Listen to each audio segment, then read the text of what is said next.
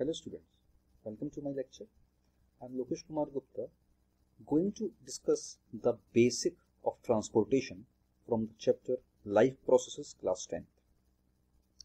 So actually what is transportation? This transportation is the third process of our life.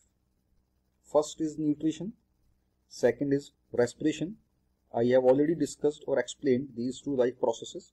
Third is transportation. Now transportation, the word simple means, इसका मतलब क्या होता है? Simple it means the movement of material. तो transportation का मतलब होता है इन जनरल जो हम अपनी डे टू डे लाइफ में वर्ड यूज करते हैं कि किसी भी चीज का, किसी भी सब्सटेंस का, किसी भी मटेरियल का एक जगह से दूसरी जगह तक मूवमेंट होना. This is known as transportation, right? तो जो एक ह्यूमन बीइंग है, जो उसकी बॉडी है, that is also a complex machine. और उस मशीन में भी बहुत सारी चीजें ट्रांसपोर्ट होती हैं और होने की जरूरत है, जैसे nutrient, oxygen and some other essential substances. So these materials need to be transported from the one part to another part of our body, because the body of human being is made up of millions of cells. So these materials are transporting from one cell to another cell, means from one part to another part of our body. Similarly, the different types of waste material, especially the nitrogenous waste, is also produced in our body. अब ये जो nitrogenous waste है, इसको भी remove होना है body में से. तो remove होने के लिए ये भी transport होगा from the source to the transporting unit, right? तो जितनी भी चीजें हमारी body में हैं, चाहे वो produce हो रही हैं, form हो रही हैं, तो उसका movement बहुत जरूरी है, जिससे कि जो उसके अंदर एनर्जी है, जो उसके अंदर न्यूट्रिएंट हैं, जो वाइटल मिनरल्स हैं, वो हमारी बॉडी में इजीली मिल सकें, और जो वेस्ट बॉडी में प्रोड्यूस हो रहा है वो बॉडी से रिलीज हो सके. So that is transportation. अब क्वेश्चन ये आता है कि ये जो मैकेनिज्म है इतना जरूरी क्यों है? Why it is very essential? This mechanism is very very essential because if the vital nutrient does not supply to the respective body part, then it will not perform the function in our body. Similarly, if the waste that produce in our body will not release out, then it will cause various harm in our body. Transportation इसीलिए इतना important है कि हमारी body का material easily supply हो सके और body का वेस्ट बॉडी से रिमूव हो सके. अब जैसे अगर हम बात करें कुछ सिंपल ऑर्गेनिजम्स की, तो आपने क्लास 9th में पढ़ा है ना, डाइवर्सिटी. तो उसमें आपने पढ़ा था कि there are different phyla of the animals from the Porifera, Coelenterata up to the human beings, Mammalia. तो जो सिंपल ऑर्गेनिजम्स होते हैं जैसे स्पॉन्जेस हैं, पोरीफेरा, सीलेंट्रेटा, तो इनकी बॉडी कैसी, बहुत सिंपल होती है. और उस सिंपल बॉडी में जो न्यूट्रिएंट और वेस्ट का मूवमेंट है, that is with the help of water circulation system, right? तो वाटर क्या होता है, इसकी बॉडी में एंटर करता है, एंटर करने के साथ न्यूट्रिएंट इसकी बॉडी को मिल जाता है, और सिमिलरली उसी वाटर फ्लो से जो बॉडी के अंदर वेस्ट प्रेजेंट है, that will also excrete out, release out from the body in the surrounding areas. But अगर हम कुछ कॉम्प्लेक्स ऑर्गेनिज्म की बात करें, लाइक ह्यूमन बीइंग, तो human being is highly complex organism. अब इस कॉम्प्लेक्स ऑर्गेनिज्म में ट्रांसपोर्टेशन के लिए एक मीडियम चाहिए, right? So this is very special fluid which present in our body to transport the material from one part to another part of our body. अब ये fluid है क्या? This special fluid is blood. So blood is playing very vital role in the transporting of the material from one part to another part. अब blood करता क्या है? Blood transport करता है food, oxygen and waste. तो food और oxygen तो body में utilize होता है और waste body से excrete हो जाता है, release हो जाता है, right? So this is very important medium, very important fluid for the transportation of food, oxygen and the waste. अब यहां पर थोड़ा सा हम लोग बात करते हैं ब्लड. ब्लड है क्या एक्चुअली। तो आपने क्लास 9th में एक चैप्टर पढ़ा था टिश्यू। तो उस टिश्यू में हम पढ़ा है कि ब्लड क्या है, blood is a fluid connective tissue, ये कैसा liquid connective tissue that present in the human being. अब इस फ्लड में दो चीजें होती हैं, जो दो चीजों से मिलकर बना हुआ है ब्लड। एक इसका लिक्विड पार्ट है that is known as plasma, और उस प्लाज्मा में हमारे क्या है, प्लाज्मा के अंदर कुछ ब्लड सेल्स प्रेजेंट होते हैं, राइट। तो ब्लड दो चीजों से मिलकर बना हुआ है, एक है प्लाज्मा, दूसरा है ब्लड सेल। अब क्वेश्चन ये है, बात यह है कि ब्लड सेल और प्लाज्मा करते क्या है। तो प्लाज्मा का काम है transportation of the food, CO2 and nitrogenous waste. तो प्लाज्मा जो लिक्विड मटेरियल है वो फूड को, CO2 को और नाइट्रोजनस वेस्ट को डिसॉल्व फॉर्म में ट्रांसपोर्ट करेगा from one cell to another cell, from one organ to another organ. Similarly जो रेड ब्लड सेल है ना, रेड ब्लड सेल, तो रेड ब्लड सेल क्या करते हैं, ये ऑक्सीजन को कैरी करते हैं, ये ऑक्सीजन को ट्रांसपोर्ट करते हैं। तो इसको हमेशा याद रखिए कि हमारी बॉडी में जो ऑक्सीजन के साथ एफिनिटी होती है वो RBC की होती है, रेड ब्लड सेल की होती है। इसलिए रेड ब्लड सेल ऑक्सीजन के साथ बाइंड होकर, है ना, उसको ट्रांसपोर्ट करते हैं from one part two another part. तो अब इसको थोड़ा और हम समझते हैं कि देखिए, जब हमारी बॉडी में फ्लूइड है, ब्लड सेल हैं, अब उन सारी चीजों को एफिशिएंटली ट्रांसपोर्ट करने के लिए हमको एक पंपिंग सिस्टम चाहिए। क्या चाहिए, एक पंपिंग सिस्टम। उस पंपिंग ऑर्गन को हम कहते हैं heart. So heart is playing very important role. It push the blood around the body, when blood pushes then it carry all the vital nutrient as well as waste. तो जैसे ही heart blood को pump करता है, blood oxygen, CO2, food, waste, सारा कुछ material वहां से लेके चलता है, और वेस्ट पहुंच जाता है हमारे एक्सक्रीटरी सिस्टम वाले पार्ट में, और रेस्ट ऑफ द मटेरियल हमारी बॉडी में यूटिलाइज हो जाते हैं, राइट। चलिए, अब क्वेश्चन ये है कि ब्लड को तो सप्लाई मिल गया, एक पंप मिल गया, स्टार्टअप मिल गया, हार्ट ने उसको पुश किया और ब्लड ट्रांसपोर्ट हुआ। अब ट्रांसपोर्ट करने के लिए हमको यहाँ चैनल चाहिए, ठीक है। ब्लड किस चैनल के थ्रू बॉडी पार्ट में सप्लाई होगा। तो हमारी बॉडी में बहुत सारे ऐसे नेटवर्क हैं ट्यूब्स के, जैसे आर्टरी, वेन्स, कैपिलरीज, उनको ब्लड वेसल्स कहते हैं। तो these network of tubes transport the material to all tissue of our body. अब हम थोड़ा सा बात करेंगे ब्लड सेल्स के बारे में, कि ब्लड सेल्स को थोड़ा डिटेल में हम समझ लेते हैं। सो ब्लड सेल, इसको हम फॉर्म्ड एलिमेंट भी कहते हैं। क्या कहलाते हैं, formed element, right. So these formed elements and blood cell are of three types. कौन कौन से हैं, RBC, right, WBC and platelets. So RBC is also known as erythrocyte, WBC is leukocyte and platelets thrombocyte. अब थोड़ा सा हम लोग यहाँ जानेंगे कि RBC क्या है, एरिथ्रोसाइट है क्या, बिकॉज ये सारी चीजें बहुत इंपॉर्टेंट है हमको समझने के लिए कि कौन सा सेल क्या काम करता है, वो ब्लड को या हम न्यूट्रिएंट को, ऑक्सीजन को, किस चीज को सप्लाई कर रहा है। तो erythrocyte, this is the RBC। अब ये जो RBC है, इसका नंबर हमारी बॉडी में बहुत ज्यादा होता है। It means they are most abundant cell which present in our body.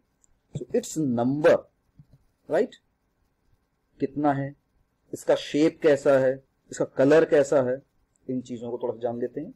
So this RBC is biconcave, circular and enucleated. Enucleated का मतलब क्या होता है, इन्यूक्लिएटेड का मतलब है कि इसमें न्यूक्लियस नहीं होता। तो RBC is very special cell which present in our body which is enucleated, इसमें न्यूक्लियस एब्सेंट होता है। अब यहां पर भी एक एक्सेप्शनल कंडीशन है कि कैमल का जो RBC है उसमें न्यूक्लियस प्रेजेंट है, एक एक्सेप्शनल केस है, उसको पूछ लिया जाता है। Generally in human being RBC is enucleated and the color of this RBC is red. अब ये रेड क्यों है, इसका रेड होने का रीजन है द प्रेजेंस ऑफ हीमोग्लोबिन। तो हमारे RBC में हीमोग्लोबिन प्रेजेंट होता है, और इस हीमोग्लोबिन की वजह से हमारा जो RBC है वो रेड कलर का है। अब ये जो हीमोग्लोबिन है that is a conjugate protein, which means ये दो चीजों से मिलकर बना है। एक हमारा प्रोटीन है जो ग्लोबिन वाला पार्ट है, और दूसरा नॉन प्रोटीन है जो हीम वाला पार्ट है।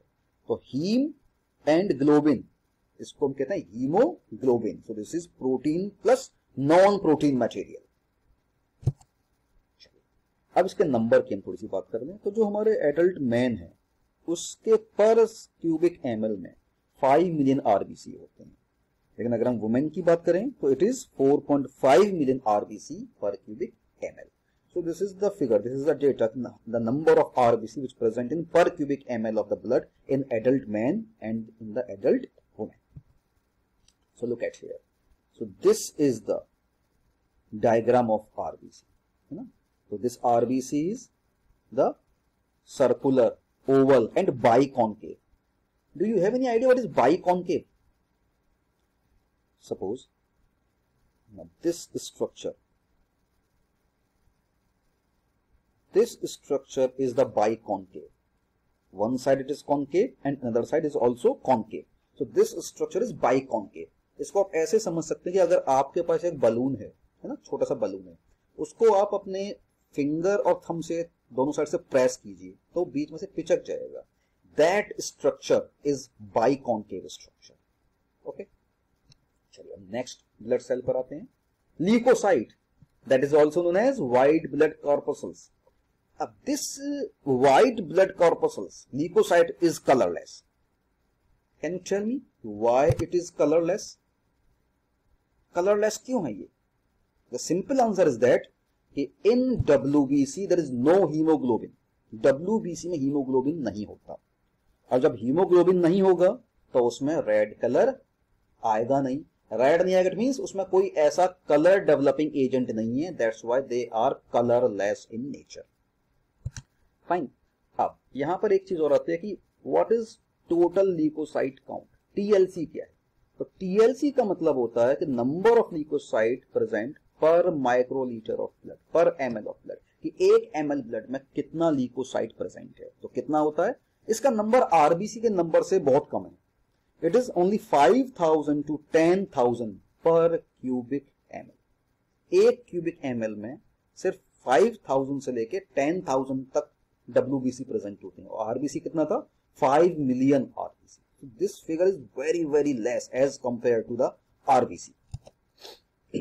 अब अगर WBC का नंबर एबनॉर्मली इंक्रीज हो जाता है, सपोज किसी ह्यूमन बीइंग में, किसी लिविंग ऑर्गेनिज्म में WBC का नंबर इंक्रीज हो गया है, तो this condition is known as leukaemia. उसको हम क्या कहते हैं? ल्यूकेमिया और ब्लड कैंसर। तो कभी भी अगर हमारी बॉडी में कोई भी सेल एबनॉर्मली इंक्रीज हो जाता है तो उसको हम कहते हैं cancer. So abnormal increment in WBC is known as blood cancer. Okay, now let's talk about the shape of WBC. So it is round, irregular in shape. Fine. And if we talk about the types, leucocyte या WBC के types क्या हैं? तो 2 types of leucocyte. One is the agranulocyte. ये agranulocyte means जिसमें granules नहीं होते हैं, ठीक है। अब इसमें भी 2 कैटेगरी आपकी आ गई, लिम्फोसाइट, मोनोसाइट। सेकंड है granulocyte. This granulocyte means those blood cells who are having some granules, so they are the eosinophil, basophil and neutrophil. तो यहाँ ध्यान देने वाली बात है थोड़ी सी कि आरबीसी में कोई सब कैटेगरी नहीं थी, but leukocyte in WBC they are sub categories, 2 types, agranulocyte and granulocyte. तो agranulocyte, lymphocyte, monocyte, and granulocyte, eosinophil, basophil and neutrophils. Now look at here. So this is the diagram which is showing the structure of the different types of WBC. So this is the monocyte, lymphocyte. So these two are the agranulocyte, monocyte and lymphocyte. And these three are granulocytes, means which are having granules. तो आप देख सकते हैं कि इसमें granules present है. Granule means some dot, some bead, some ball like structure. में कुछ छोटे छोटे मोती जैसे स्ट्रक्चर पड़े जिसको हम granules कहते हैं. ठीक है. So these are the granulocyte, the eosinophil, basophil and neutrophil. Now third is the thrombocyte. This thrombocyte is also known as blood platelet. अब एक्चुअली ब्लड प्लेटलेट क्या है? तो blood platelet this is very special type of cell. इसका function बहुत specific है। क्या होता है कि जब भी हमारे शरीर में कहीं चोट लग जाती है तो उसमें से ब्लीडिंग स्टार्ट हो जाती है। So the injured cell starts bleeding. अब ये जो ब्लड हमारी बॉडी से लॉस हो रहा है, ठीक है, तो ये क्या करता है, इससे हमारी बॉडी का जो ब्लड अमाउंट है ना, वो कम हो जाता है। तो प्लेटलेट उस इंजर्ड सेल को रिपेयर करता है, ठीक है, और रिपेयर करने के बाद वहां स्टार्ट होता है clotting of blood at the point of injury. So blood cell, specially the platelets, are playing very important role in the clotting of our blood. So this clotting of blood prevents the blood loss from our body. Now the number of these platelets in our body are less than the number of RBC but more than the WBC.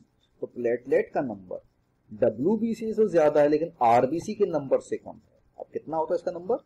Number of platelet in our body is 2,50,000 पर cubic ml of blood. तो एक cubic ml में RBC था हमारा 5 लाख, ठीक है, WBC था 5,000 to 10,000, but this platelet is 2,50,000। So this is the middle value, more than WBC but less than RBC. अब अगर इसकी शेप की हम बात करें तो प्लेटलेट का जो शेप है इट इज राउंड और oval disc like body and this platelet is also colourless in nature. इसमें भी कलर नहीं है, तो रीजन अगेन द सेम कि इसमें हीमोग्लोबिन नहीं है। जिसमें हीमोग्लोबिन नहीं होगा वो कलरलेस होगा। तो लुक एट हियर, तो आप देख सकते हैं कि this is the diagram of platelet. So this is somewhat round Oval structure and this is colourless in nature. थोड़ा सा हम सेकेंड पार्ट की तरफ आते हैं कि हमारी बॉडी में ब्लड के अलावा एक और फ्लूइड है ना, उस फ्लूइड को हम कहते हैं lymph. So lymph is another type of fluid and this lymph is very important for the transportation. तो लिम्फ भी ट्रांसपोर्टेशन में हेल्प करता है। अब कैसे हेल्प करता है कि जो हमारा लिम्फ है ये एक मोबाइल कनेक्टिव टिश्यू है। जैसे ब्लड एक हमारा फ्लूइड कनेक्टिव टिश्यू है, सिमिलरली लिम्फ हमारा मोबाइल कनेक्टिव टिश्यू है। अब ये किस किस से मिलकर बना है? लिम्फ प्लाज्मा जो फ्लूइड का रोल प्ले कर रहा है और लिम्फ कॉर्पसल्स जो सेल का काम करते हैं। थोड़ा सा हम कंपेयर कर लेते हैं ब्लड को और लिम्फ को। ब्लड में प्लाज्मा फ्लूइड था और आरबीसी डब्ल्यूबीसी प्लेटलेट सेल थे, कॉर्पसल्स थे, लेकिन लिम्फ में लिम्फ प्लाज्मा फ्लूइड है और लिम्फ कॉर्पसल्स सेल, ठीक है। अब ये फॉर्म कैसे होते हैं, ठीक है, तो these lymph is formed by the escape of some amount of plasma, protein and blood cell into intercellular space. It means कि जो हमारा ब्लड का प्लाज्मा प्रोटीन और सेल है वो क्या है, कुछ अमाउंट उसका हमारे इंटरसेलुलर स्पेस में फिल हो जाता है through the pore present in the wall of capillary. तो हमारी बॉडी में जो कैपिलरीज हैं उन कैपिलरीज के पोर से थोड़ा थोड़ा सा अमाउंट प्लाज्मा का, प्रोटीन का और ब्लड सेल का उसके इंटरसेलुलर स्पेस में पहुंच जाता है और उसके बाद वो क्या करते हैं, वहां पर लिम्फ का फॉर्मेशन करते हैं। कुछ स्पेसिफिक ऑर्गन्स भी हैं हमारी बॉडी में। These specific organ secret lymph, इसको हम कहते हैं लिम्फॉइड ऑर्गन। तो लिम्फॉइड ऑर्गन में क्या क्या आ जाता है? लिम्फ आता है ना, लिम्फ नोड्स कहते हैं उसको हम, tonsil, thymus gland, spleen. So these are the lymphoid organ. तो लिम्फॉइड ऑर्गन का मतलब क्या है कि वो ऑर्गन जो लिम्फ को सीक्रेट करते हैं। और लिम्फ बनता भी कैसे है कि जब हमारा थोड़ा सा ब्लड का पार्ट प्लाज्मा, प्रोटीन और सेल इंटरसेलुलर स्पेस में फिल हो जाता है, ठीक है। अब थोड़ी सी अगर यहाँ पर हम एक्स्ट्रा नॉलेज आपको दें तो स्प्लीन, स्प्लीन एक लिम्फॉइड ऑर्गन है और ये क्या है, लार्जेस्ट मास है हमारे लिम्फेटिक टिश्यू का। तो सबसे बड़ा पार्ट होता है हमारे लिम्फेटिक टिश्यू का और इस लिम्फ को हम कहते हैं ग्रेवयार्ड ऑफ आरबीसी। ग्रेवयार्ड का मतलब क्या होता है? What is graveyard? तो in simple word graveyard means the place where dead bodies are buried. वो जगह जहां डेड बॉडी को, डेड पार्ट को रखा जाता है। तो स्प्लीन भी वही काम कर रहा है। ये डेड आरबीसी को स्टोर करने की या उसको डाइजेस्ट करने का एक ऑर्गन है। तो spleen is playing very important part in the removal of the dead RBC. तो ये करते क्या है, कि लिम्फ क्या करता है, वो डाइजेस्टेड पार्ट को डाइजेस्ट करेगा, कैरी पार्ट को एब्जॉर्ब करेगा फैट को इंटेस्टाइन में, और ड्रेन कर देगा access fluid from the extracellular space into the blood. अब देखिए, ये एक तरीके से ना सपोर्ट करता है हमारे सर्कुलेटरी सिस्टम को। तो इसमें काम क्या क्या हो रहा है, डाइजेशन हो रहा है किसका, मटेरियल्स का, एब्जॉर्प्शन हो रहा है फैट का, और जो भी उसमें से एक्स्ट्रा मटेरियल बचता है, जो एक्सेस फ्लूइड है, वो वापस ब्लड में चला जाता है। अब जाने का तरीका क्या है, again the pores present in the capillary, तो वही इसका गेटवे है, एंट्री एंड एग्जिट। ओके, अब जो स्प्लीन या जो हमारे लिम्फोइड ऑर्गन है ना, ये बहुत इंपॉर्टेंट काम करते हैं ना, ये डिस्ट्रॉय करते हैं इन्वेडिंग माइक्रो ऑर्गेनिज्म। तो इसको हम कह सकते हैं कि ये हमारी बॉडी का डिफेंस मैकेनिज्म। कोई भी अगर एंटीजन, कोई भी पैथोजन जब हमारी बॉडी में एंटर करता है, तो ये हमारे जो लिम्फोइड ऑर्गन है ना, ये एंटीबॉडी प्रोड्यूस करते हैं, और वही एंटीबॉडी उस माइक्रो ऑर्गेनिज्म को डिस्ट्रॉय कर देते हैं। ओके, चलो, तो अब जो हम आपको थोड़ा सा डिस्कस किया था पहले भी, कि ब्लड ट्रांसपोर्ट हो रहा है with the help of network of tubes. तो उन ट्यूब्स को हम कहते हैं ब्लड वेसल्स। तो in human being there are two main types of blood vessels, arteries and veins. तो हमारे ब्लड में दो ब्लड वेसल हैं, आर्टरीज और वेन्स हैं। अब देखिए थोड़ा सा इनके बारे में जान लेते हैं। आर्टरी का फंक्शन है कि it carries blood from heart to various organ. It means heart से ऑर्गन में जो ब्लड ट्रांसपोर्ट हो रहा है, ब्लड सप्लाई हो रहा है, this is with the help of arteries. ठीक है, अब आर्टरीज कैसी हैं, थोड़ी सी थिक हैं और इलास्टिक हैं। अब यहां पर एक और क्वेश्चन पूछ लेते हैं कि why arteries are thick and elastic wall. इनके थिक क्यों है वॉल और इलास्टिक क्यों है? इसका आंसर ये होता है कि जब हार्ट ब्लड पंप करता है तो उसमें प्रेशर ज्यादा होता है, और उस प्रेशर को टॉलरेंस करने की जो पावर होती है वो आर्टरीज के पास होती है, क्योंकि उसकी वॉल थिक है और इलास्टिक है। ठीक है, वेन का काम क्या है, वेन इसका जस्ट अपोजिट काम करते हैं। वेन्स क्या करती हैं, वो ब्लड को कलेक्ट करती हैं डिफरेंट बॉडी पार्ट से और उसको पहुंचाती हैं हार्ट तक। तो this is the first point of difference कि artery carry the blood from heart to organ and veins bring the blood from different body part to the heart. अब देखिए, वेन्स में एक क्वेश्चन आता है कि वॉल्व्स होती हैं, और वॉल्व्स क्यों हैं, वेन्स के अंदर वॉल्व्स क्यों होती हैं? देखिए, वॉल्व का मेन फंक्शन होता है कि to prevent the back flow, कि कोई भी चीज वापस ना आ जाए।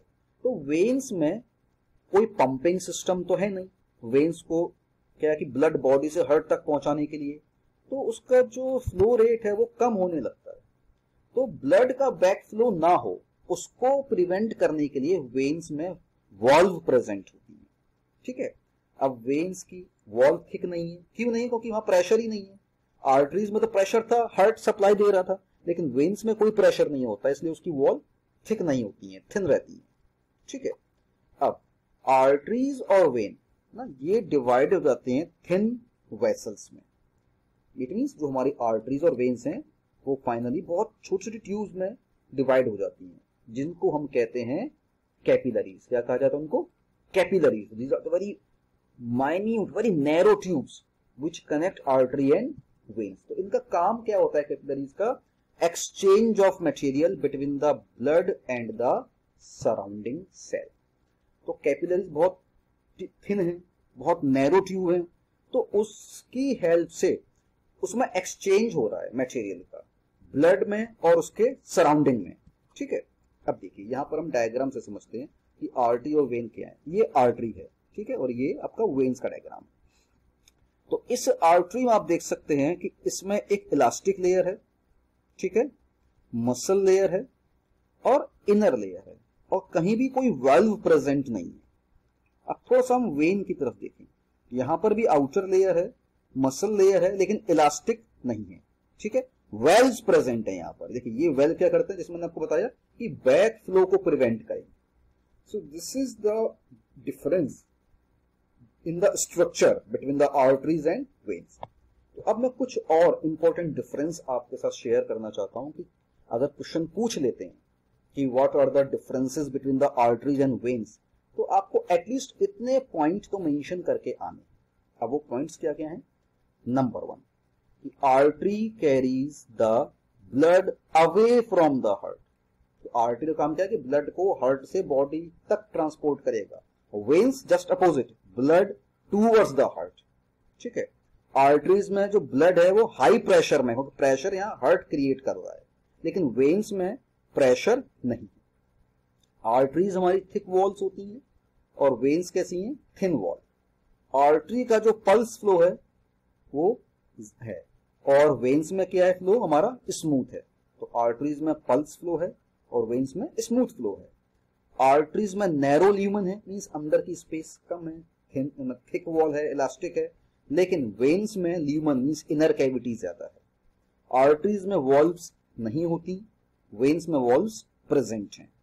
आर्टरीज हमारा रिच इन ऑक्सीजन है, ये बहुत इंपॉर्टेंट पॉइंट है कि arteries carry the oxygenated blood except, यहां पर ये इसको ध्यान दिए, एक्सेप्ट, मैं इसको डबल अंडरलाइन कर रहा हूं, पल्मोनरी आर्टरी। ये आर्टरी के नॉर्मल फंक्शन से अपोजिट काम करती है, इसके पास डी ऑक्सीजनेटेड ब्लड होता है ना। सिमिलरली अगर हम वेन्स की बात करें, वेन का काम होता है कि ब्लड पुअर इन ऑक्सीजन, यहां पर भी एक्सेप्शनल कंडीशन है, pulmonary vein. Pulmonary vein rich in oxygen. तो यहां पर थोड़ा सा आपको ध्यान देना होगा कि arteries having the rich in oxygen except pulmonary artery and the vein carry the poor in oxygen except pulmonary vein. So this is just about the introduction of the transportation. In next lecture I will explain the circulatory system in the human being.